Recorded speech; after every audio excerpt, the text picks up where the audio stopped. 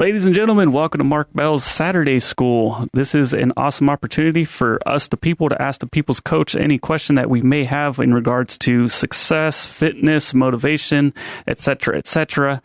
He's been talking about protein leveraging recently, so that's what we're going to talk about in today's podcast. But Mark, if you were to start using some of these methods, what's the absolute best type of protein that one can consume?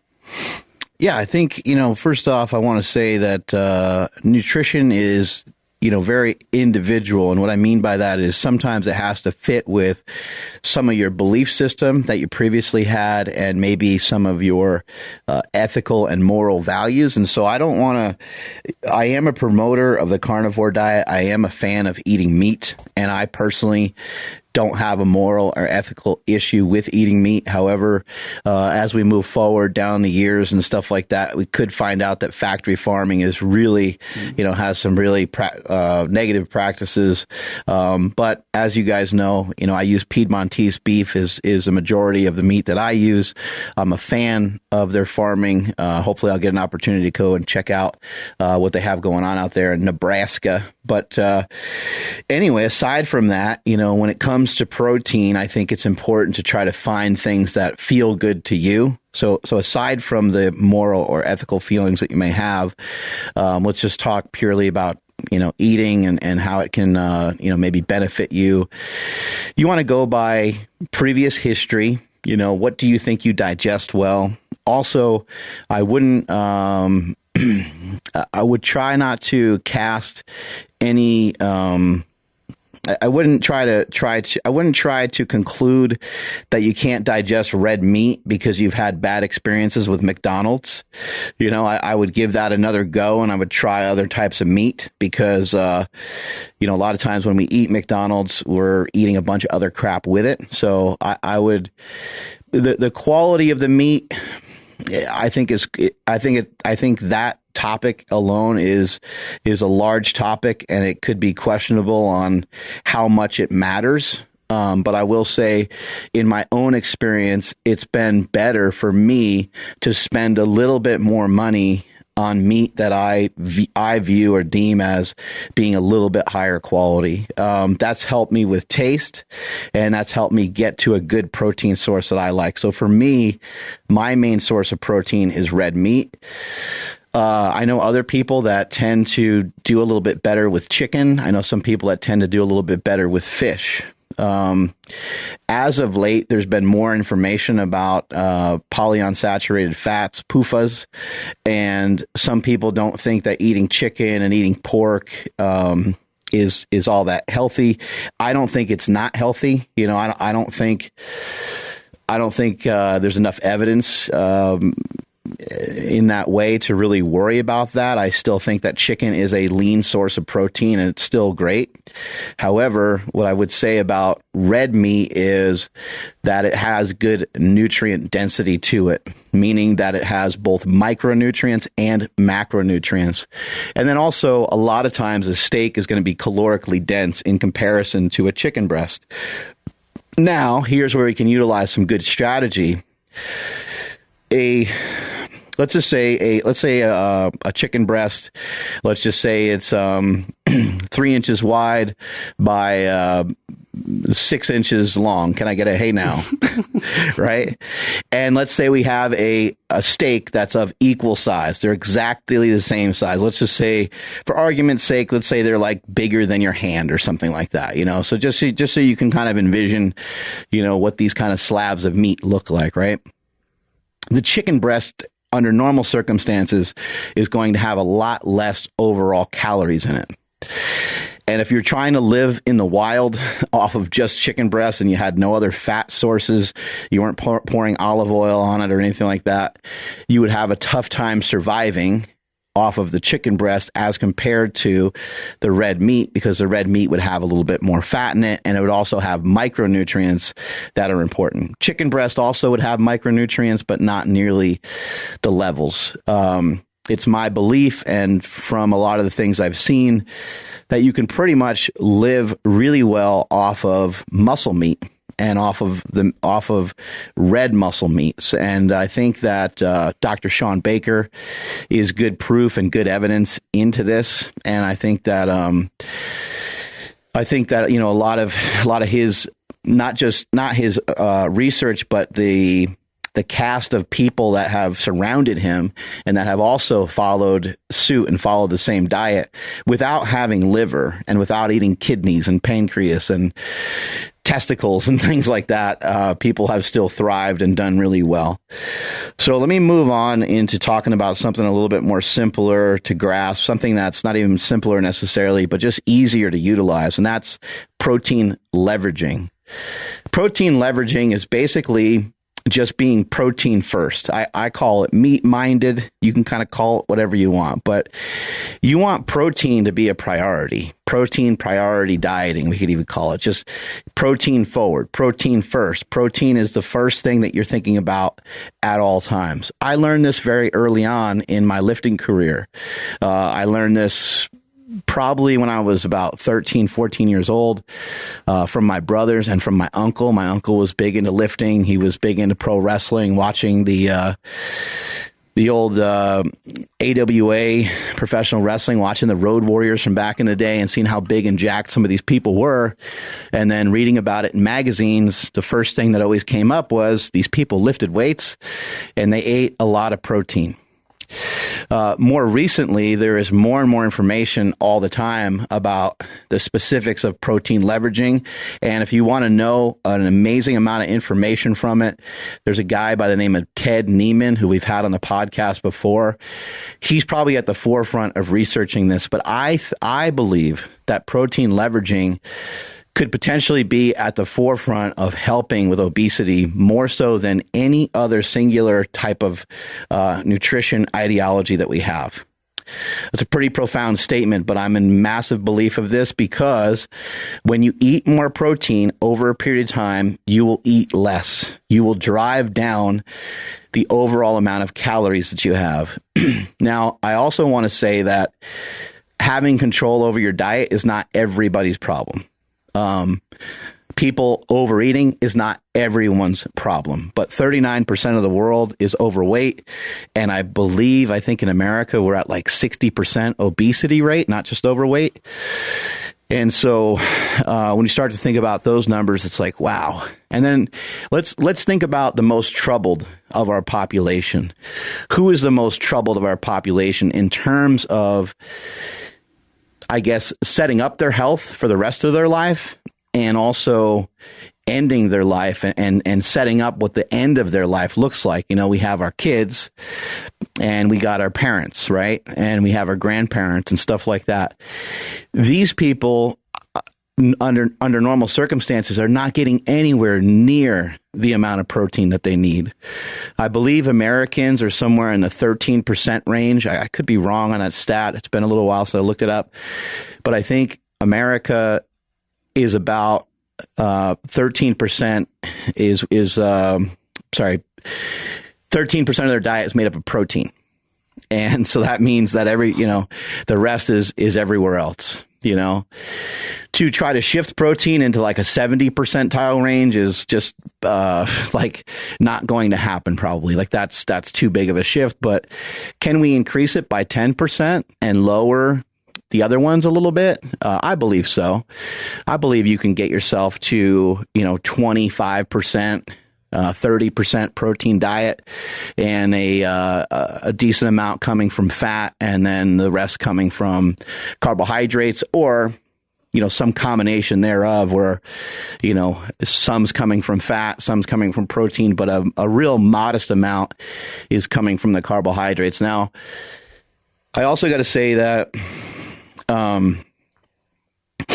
I don't think that carbohydrates are bad. The problem usually with carbohydrates is they're usually not by themselves.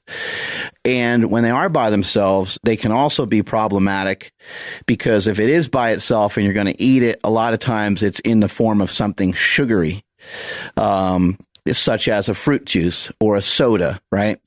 Now, even a soda or a fruit juice, you're probably not going to have by itself.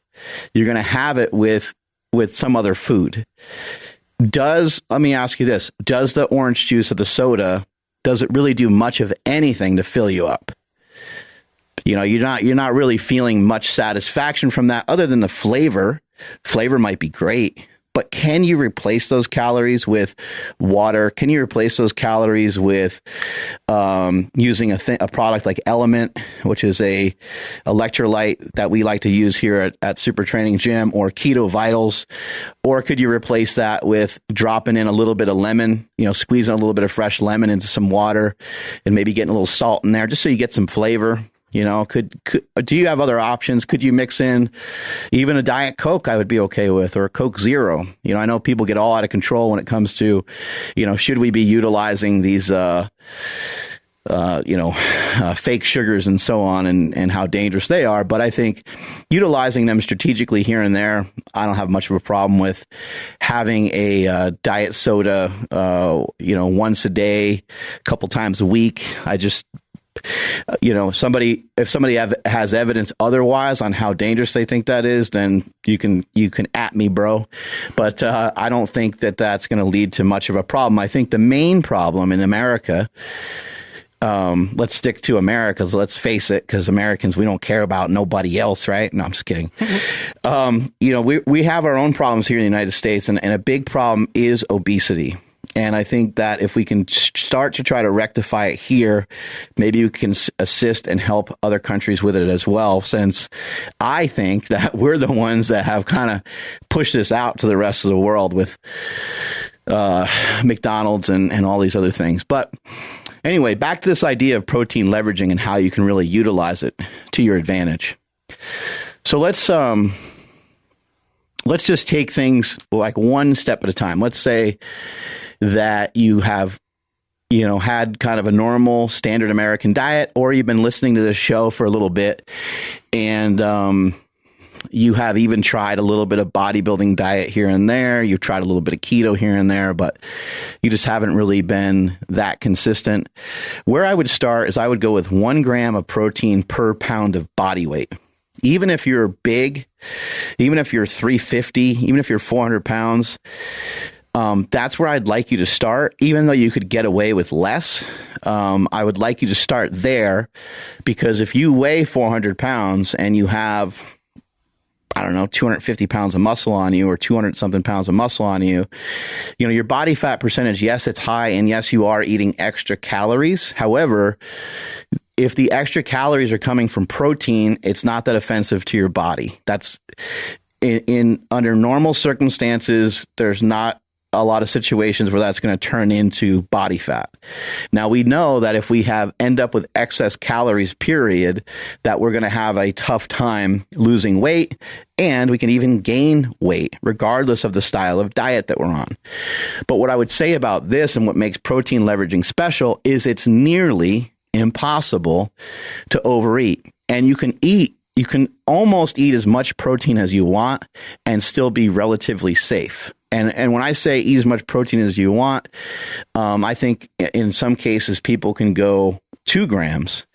There's even some studies and some information where people are going 2.5 grams per pound of body weight. So, if you weighed 250 and you're eating 500 grams of protein, I don't know how good of an idea that is to do for the rest of your life, but to do that for 3 months or 3 weeks or, half a year, I don't think it's going to make a negative dent in your health. And again, if anybody has information and they want to contend or criticize the stuff that I'm saying here, I'm very open to it, because I'm not an expert in this field. I'm somebody that has just kind of poked around and played around with it for a long time. And the reason why I talk about it is because I lost 100 pounds myself. I used to weigh 330, and since the time of me weighing 330, I've pretty much consistently been under 250. This morning I weighed 240. I did a bodybuilding show a while back. On stage, I weighed 235. And like I said, right now I'm 240. So I'm only 5 pounds away from that. And I did that 2 years ago. So I've been able to maintain a fairly lean body. As with anybody, I wish I was leaner. But I'm getting there, and I'm getting there by doing this protein leveraging concept. And let me just let me give you a good example of what a day would look like.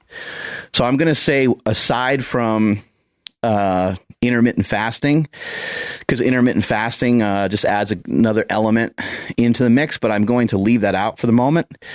I'm just going to give you the example of my last couple of days. So I'll just use mainly today as an example because I didn't fast today. So this morning I woke up, I had some water, I went to downtown Davis and I walked for probably about 3 miles. About halfway through the walk, I stopped, I got a coffee. Now, I always carry around protein with me because I'm a weirdo, but I had 60 grams of protein in my back pocket in a Ziploc bag, and I actually also I've been playing around with some different things as of late. So I have this product called Fat Fuel, and I used the Fat Fuel hot chocolate, and I mixed it in with 2 scoops of the Slingshot protein, and it was absolutely amazing.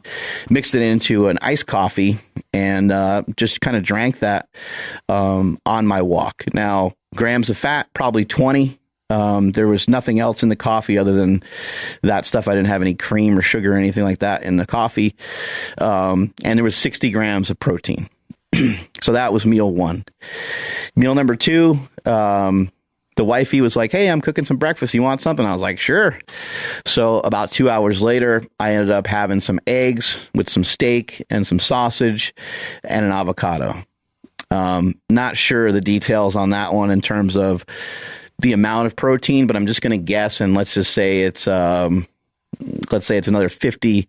Say it's another 50 grams of protein. So for the day, I'm up over 100. Right? I'm about to train.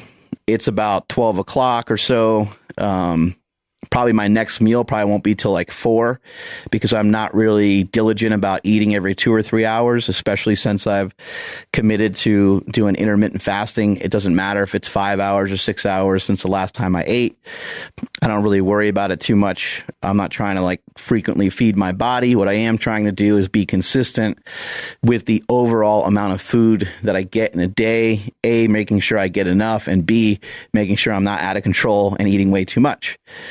The protein has been the single biggest driver for me to help me gain control over the diet. The second biggest thing has been intermittent fasting. I'll get to the intermittent fasting in a second. I will eat at like 4 p.m. tonight, and I think we have some steaks defrosting.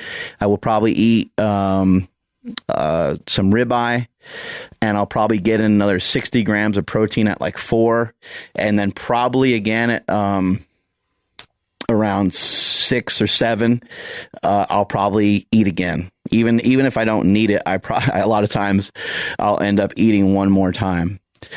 Now, what I've noticed is because I like to eat, I'm basically addicted to it. Like I like the process. I like sitting down with my family, especially, and I love to eat. And so, there's not going to be many days for Mark Bell where I don't eat enough food. It's difficult for me to try to keep my calories low. And so that's where intermittent fasting can come into play. But let me finish off this day. So at 4 o'clock, I'll probably have another steak. That's probably another 50, 60 grams of protein. I'll probably have one more meal after that. That's another 50 or 60 grams. Now we are, for 4 meals, I believe we're up over 200 grams. And I might end the night off with a Slingshot protein mixed into some yogurt. And that'll put me 250, 300. And that's about where I'm at almost every single day. But I got to tell you that it is actually pretty damn difficult for me to do that, especially considering on a lot of other days I'm intermittent fasting, and it makes it difficult to get that amount of food in. Something that I have noticed is a few myths that I've seen. So people that are on a keto diet, I think you're under the misconception of if I eat more fat, I'm going to get leaner. That is not true. If you eat more fat, you will eat more calories, and you could be more likely to put on more fat, even though you're not eating carbohydrates. And the reason for that is you're eating an abundance of calories. And if the abundance of calories are coming from fat, it's my maybe this is fact, I don't know, but it's my in my head that will turn into fat kind of the easiest because there already is fat. But like I said, someone can poke holes in that one. I don't actually really know, but I've noticed even for myself on a carnivore diet that if I overeat, that it's actually a little easier for me to get fat off of that than I would think. Now look, if I don't have any rules in my diet, it's game over. It's really easy to get fat because, now you're eating things like pizza and things that are going to influence you to want to eat more. So the one thing that you need to be a little cautious with utilizing protein leveraging is how fat the products are that you're eating. There's a lot of give and take that goes on here. So the more fat that's in something, it'll taste better. It'll be more satisfying, but it may not be all that much more satiating.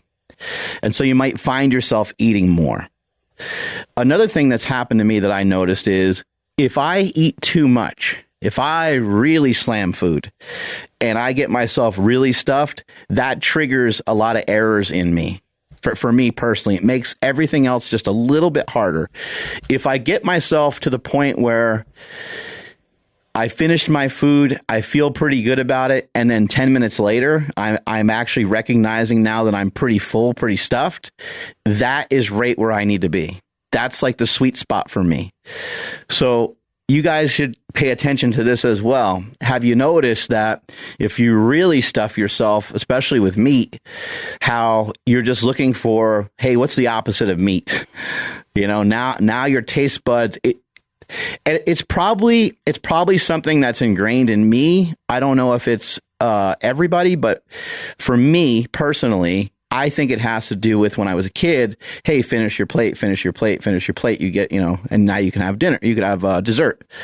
I think it has something to do a little bit with that, but I also think it has to do with, in my powerlifting days, it was really important for me to eat all the food. It was important for me to keep the calories high.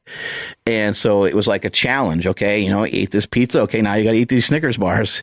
Now you got to eat this ice cream. And so being full, I almost have like a I'll just call it PTSD, even though it's not PTSD. I almost have a previous recognition of, hey, this is what you used to do when you were full. Remember that? Remember how, when you were full, you would eat again? Like, that's what you should do. You should eat again. So I would caution you against that. I would pay attention to how full you are. You could try something real simple. You could put a certain amount of food on your plate and say, when that food is done, I'm actually going to use my phone to my advantage. I'm going to use Instagram to my advantage. I'm going to go and move yourself from the table, sit on the couch and look at Instagram or email people for a couple of minutes, drink some water. As that time goes by, ask yourself, am I really still that hungry? Do I really need more food? And the answer is usually no. Now, if you still feel like you're hungry, here's where we can again utilize some protein leveraging to our advantage. Rather than thinking about a Snickers bar, think about going to the store and getting ice cream. Let's try to think of something more positive that can still get you to your goal. Protein shake wouldn't be a bad idea because you can make them taste pretty good nowadays. Some yogurt, or mixing Slingshot protein with yogurt. We talk about that quite often. Perhaps having a treat. Perhaps having a Quest bar or something that's a little less, not even a little less, a lot less damaging than eating a Snickers bar. Is there something else you could do that would be just a little bit different? We know that you can go for a 10-minute walk. We know there's other things that you can go out and do. And in addition to that, if you really are legitimately hungry, I've used this as a test to see if I'm hungry, and that's the hard-boiled egg trick. I know not everybody likes hard-boiled eggs, but for me, I don't really love them, but now I do because I usually put a little olive oil on them. I'll put some seasoned salt on them from Redmond Sea Salt, and I dump some of that on there, and it tastes amazing. I usually don't even eat all the yolks. The yolks aren't bad for you. It's just that it does add extra fat to the mix. So I'll eat about half the yolks. So if I eat 4 eggs or 6 eggs, I'll eat anywhere between 2 to 3 of the yolks total. It's not adding a lot of calories into the mix. Now, I want to say that I don't count calories, but your calories still count. They still matter. You still, the reason why people count calories and the reason why calorie counting works is because it holds you accountable. You know, what does an accountant do? They work with numbers. What does you tracking your stuff do? It helps you work with numbers. It helps make you accountable, and you have a direct line into why you're gaining weight. You have direct information and research showing you. When you look at it that way and you say, I ate 5,000 calories and wow, I'm up 3 pounds because I ate 5,000 calories over the last 3 days. You can detach your emotions from that because that is factual. You're like, over the last 3 days, I ate 15,000 calories. And you might be in a state where you're sad or upset about something, and you might be messing around with some emotional eating, but still, regardless of your quote unquote emotional eating, the 15,000 calories, your body doesn't care about that emotional state. Your body is going to store fat when you eat too much, and it will release fat when you find that sweet spot for the right amount of energy that you need every single day. And it's going to be regardless of how you feel. So if you're able to take that 5,000, you're able to look at it and say,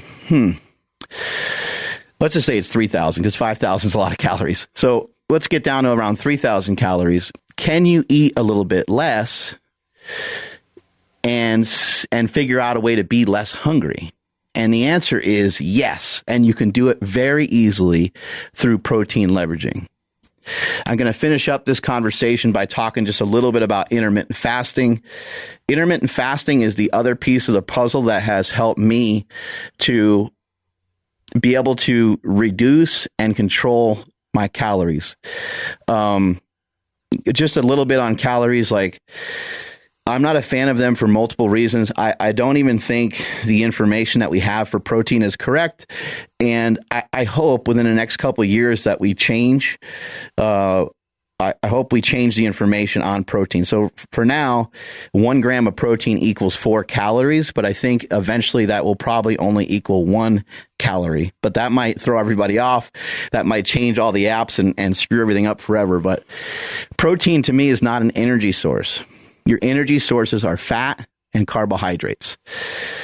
Your body, to survive, needs dietary protein and amino acids, and your body needs fat and fatty acids, but your body does not require any dietary carbohydrates. Now,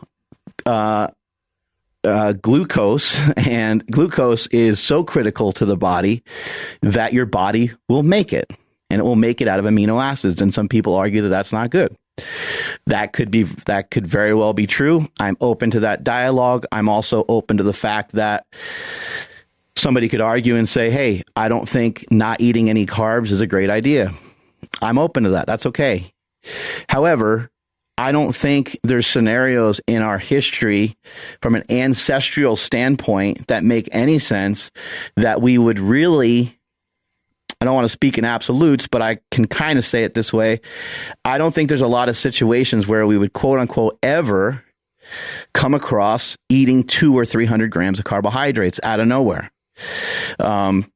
Because we just didn't have the resources for it. So you might come across some berries and some things like that, but for you to eat that many berries, like, that would be a lot, and that would probably kill your stomach. You probably just wouldn't do it.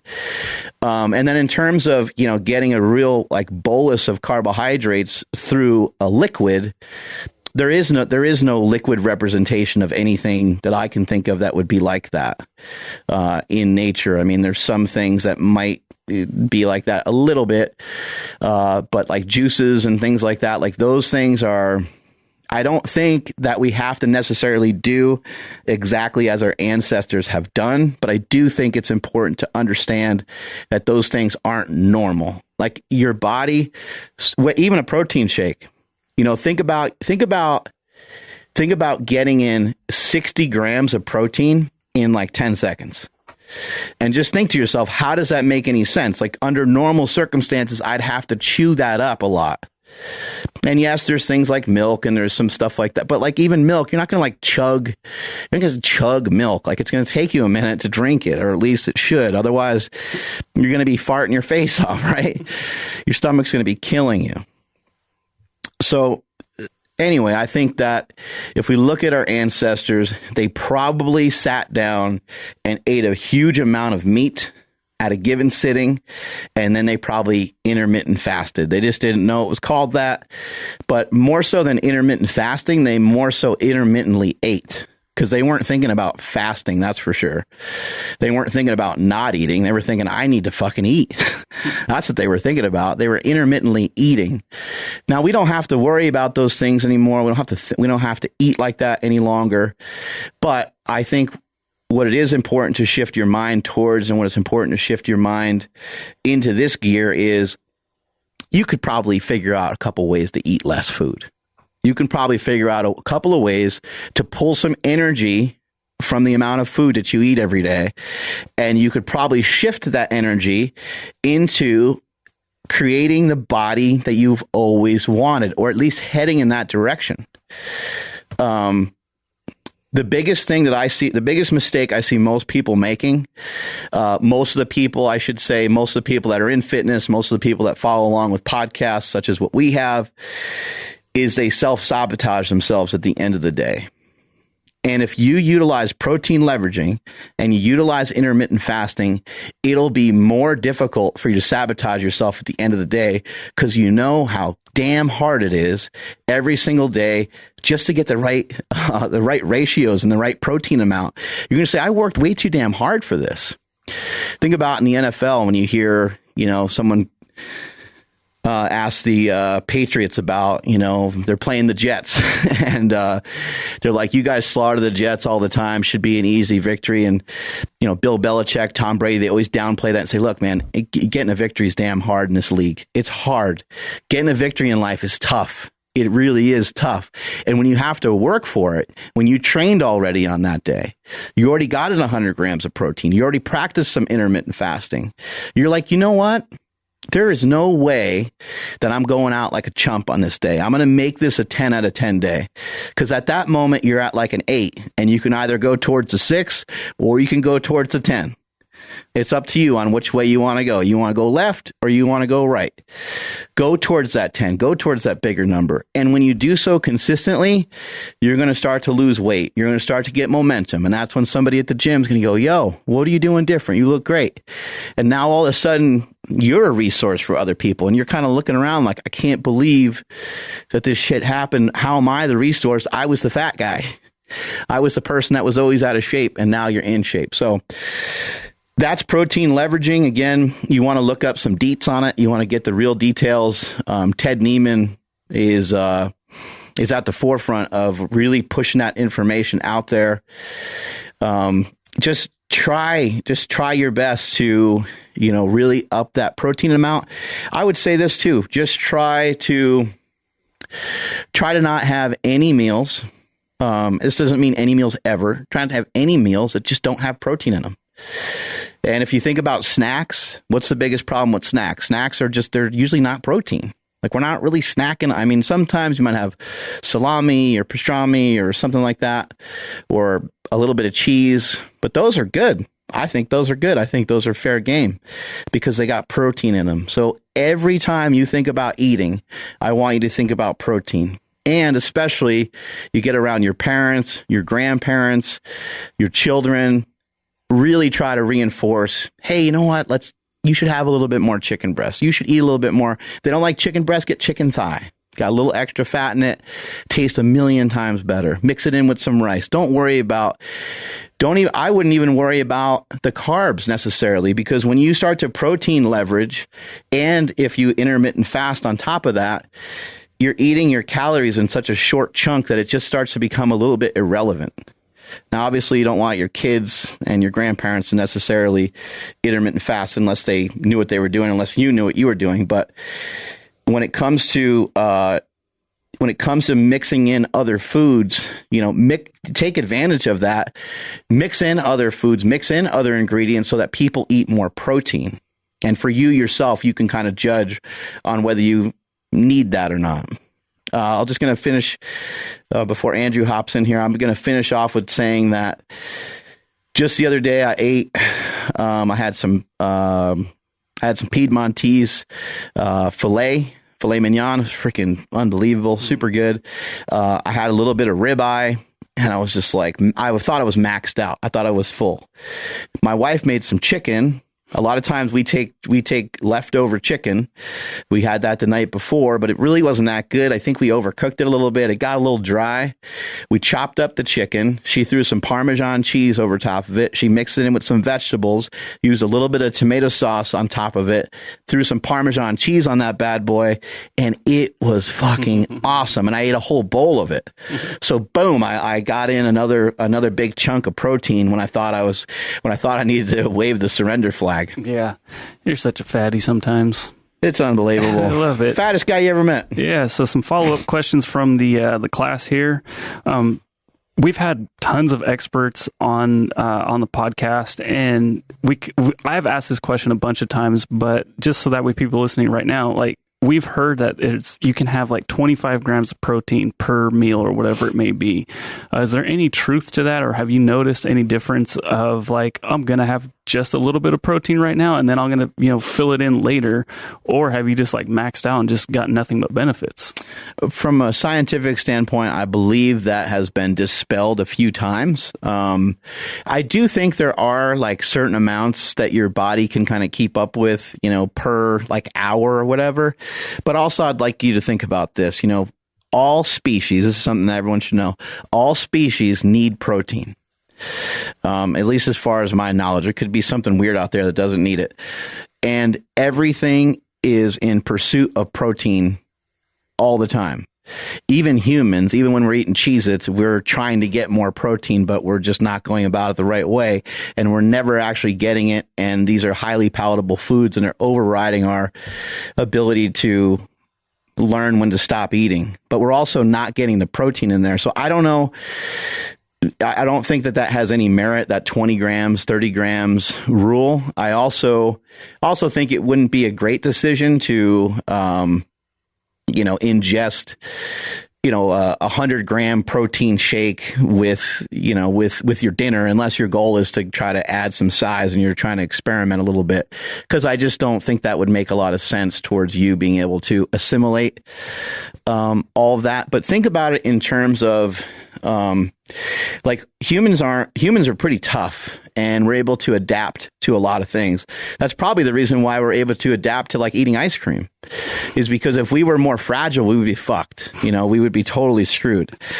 And so we have to be able to adapt to whatever food. Smokey was telling me the other day that his dog will sometime eat his other dog's shit. And that's like a survival technique. And if you don't feed a dog properly, they'll also go outside and eat the grass, and they'll like barf everywhere, and it gets all weird. And you're like, why are they doing this?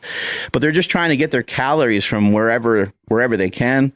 I think humans, sometimes we're the same. We're going to try to get the calories from wherever we can. But if we go back thousands of years, I mean, like it's me and you and Nsima, and we're out in the wild, and we killed a buffalo because we got the Power Project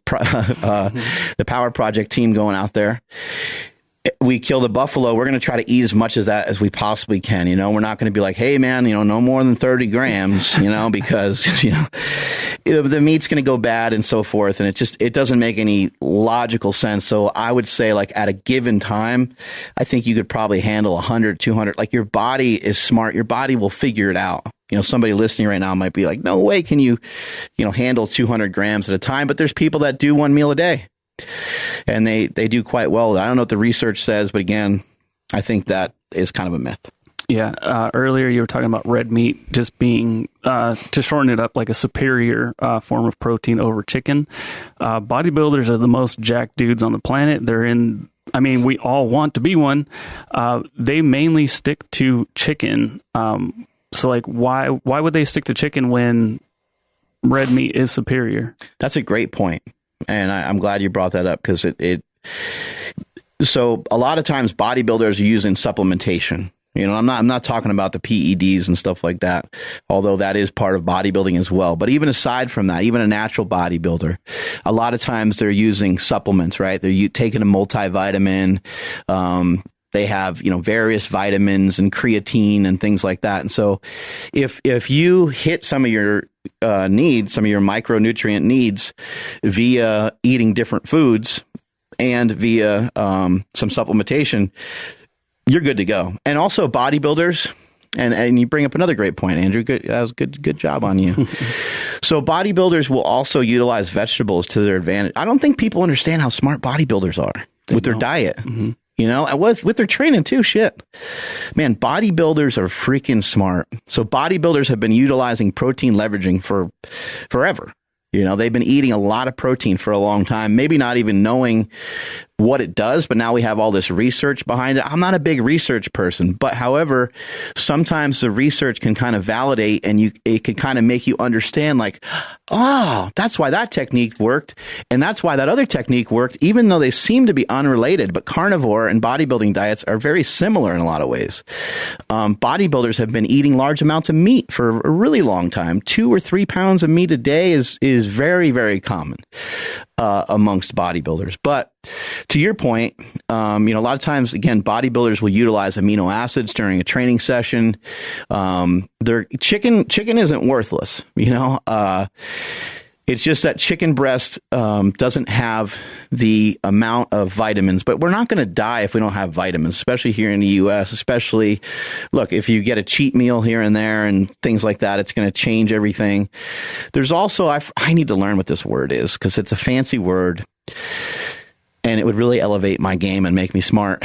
But there's a term that basically says something to the effect of like, if you don't get the right amount of like vitamins, your body will shift things around and make sure that you're still good to go.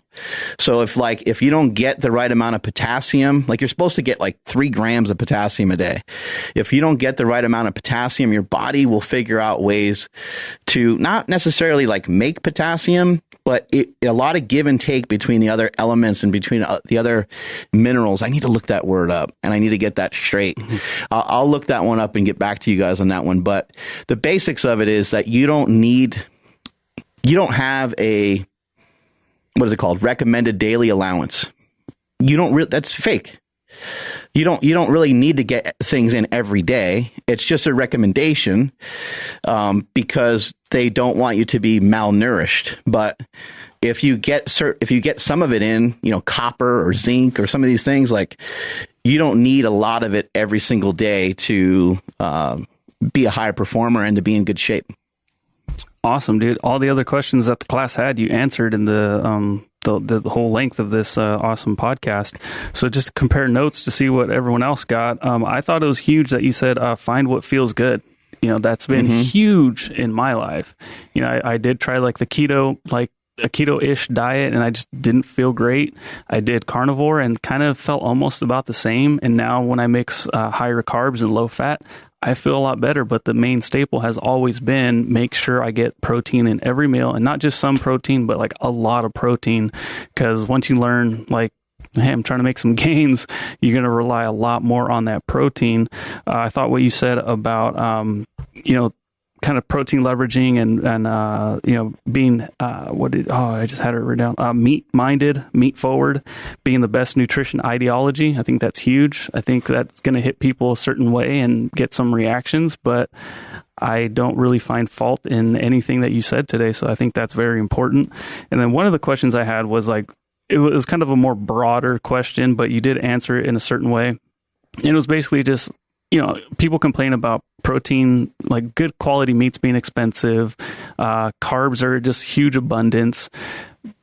So the question was going to be something sort of like, how can we make protein as available as carbs and fat? But I think you answered it when you said you're talking about making stuff for your kids. Mm-hmm. You know, like the other day I made my daughter it was fat-free yogurt.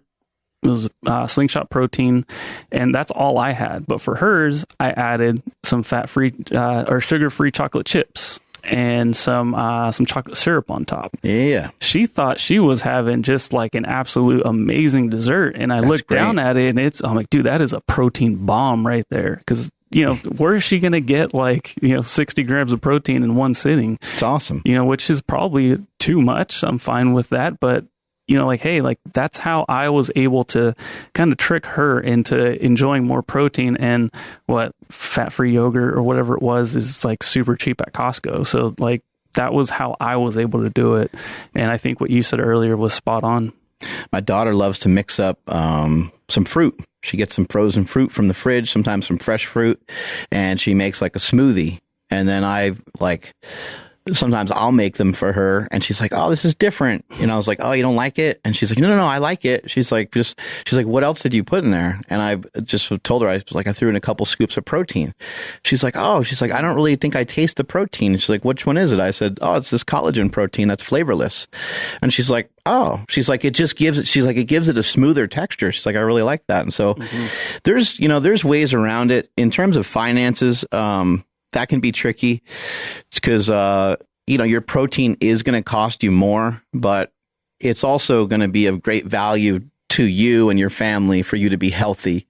And so try to lean into that the best you can. You can get a lot of different types of meat. I mentioned red meat quite a bit, and the prices of red meat at the moment are pretty high, but try to be economical whenever you can. Also, too, I think that a lot of people, if they think about it a little bit more, I think a lot of people know some hunters.